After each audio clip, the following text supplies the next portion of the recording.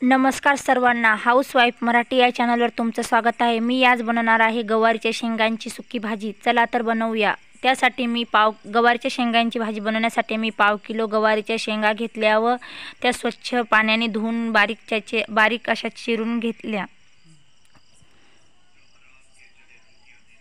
गवारीच्या शेंगांची भाजी खायला खूप छान लागते। एकदा तुम्ही नक्की माझ्यासारखी रेसिपी एकदा नक्की बनवून बघा। शेंगा बनवण्यासाठी लागणारे साहित्य: कोथिंबीर, हिरवी मिरचीचा ठेचा, जिरं, मोहरी, कराळ, चवीपुरतं मीठ, हळद, शेंगदाण्याचं कूट। एका पातेल्यामध्ये एक पळी तेल, मोहरी, जिरं, लसूण टाकून व्यवस्थित भाजून घ्या। एक तेजपत्ता टाकला बारीक चुरून, त्याच्यामध्ये हिरवी मिरचीचा पेस्ट टाकली, कोथिंबीर व्यवस्थित त्याला भाजून घ्यायचं। तेलामध्ये मिरची व्यवस्थित भाजून घ्यायची।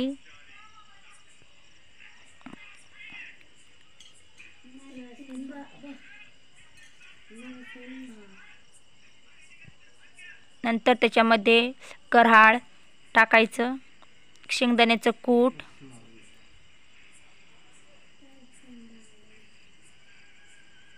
शेंगा टाकायच्या।